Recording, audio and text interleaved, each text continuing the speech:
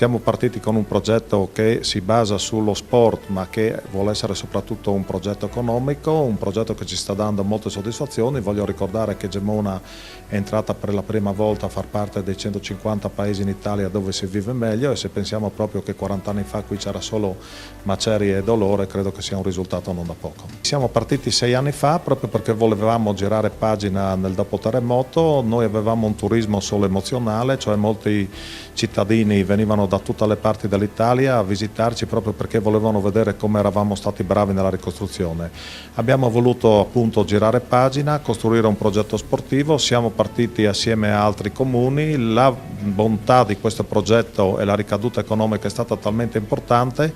che in questo momento il progetto, che si chiamava Gemona Città dello Sport e del Benestare, Gemona ha ritenuto di fare un passo indietro, di chiamarlo Sportland, proprio per avvicinare anche tutti gli altri comuni e per non essere solo un progetto esclusivo della nostra città, ma di tutto il cuore del Friuli. È chiaro che le presenze turistiche sono aumentate di circa il 50%, l'anno scorso siamo stati la città che in termini turistici ha fatto un passo importante avanti in tutta la regione, quindi credo che siamo sulla buona strada, soprattutto perché ci hanno messo le gambe molti imprenditori privati e soprattutto tante associazioni sportive che ci stanno dando una mano e che sono il vero orgoglio per la nostra comunità. Soprattutto direi anche per il turismo familiare, anche se poi quest'anno ospiteremo i mondiali di deltaplano, nel 2019 ospiteremo i mondiali di parapendio. Io credo che però il nostro territorio sia veramente un territorio con delle peculiarità ambientali adatte a tutte le famiglie, non solo per fare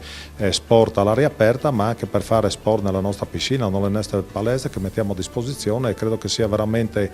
un tutt'uno con quello che poi offre anche la città sotto il profilo culturale, con il suo castello Sol Duomo, i suoi musei e il santuario di San Antonio. Inizieremo subito il mese di aprile, quando ci sarà, accanto al raduno del battaglione Gemona, che ormai è un appuntamento tradizionale, il 18 di aprile, ci sarà anche il raduno del battaglione Conegliano,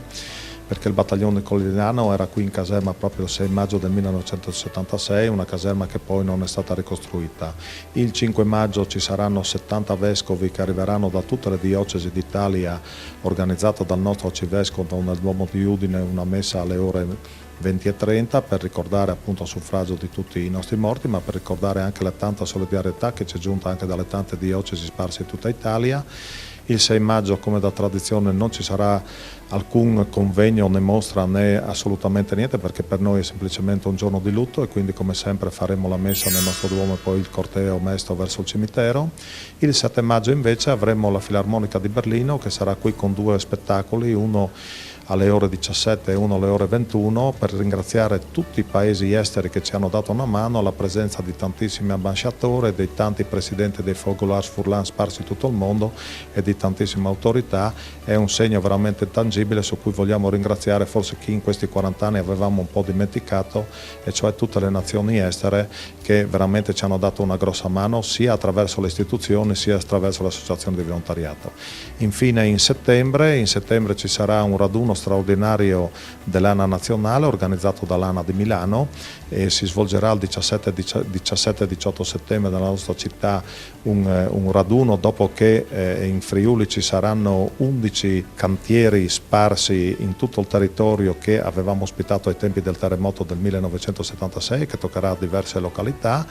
e ci sarà poi anche uno spettacolo in occasione del 15 settembre, che è la data dell'altro terremoto che c'è stato nel 1976, uno spettacolo teatrale importante su cui ancora non posso fare delle anticipazioni, ma sarà veramente uno spettacolo di una rilevanza nazionale su cui facciamo molto affidamento per esportare anche questo modello Friuli in tutta Italia. Contiamo di inaugurare il nostro castello nel maggio del 2017, ormai il grosso dei lavori è stato fatto in questi anni, i lavori, ricordo, sono partiti a fine 2011.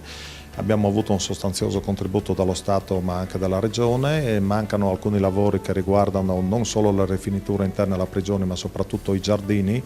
su cui sono stati fatti anche degli scavi archeologici, e quindi bisogna, diciamo così, ripristinare il tutto anche con una certa attenzione, pertanto questo hanno un po' ritardato l'inaugurazione, però credo che il prossimo maggio, quindi per il 41esimo anniversario del terremoto, avremo anche questo ultimo tassello che ritornerà al suo posto, e sarà una gioia non solo per i gemonesi ma credo anche per tutti i friulani, visto che il nostro castello è un simbolo dell'intero Friuli.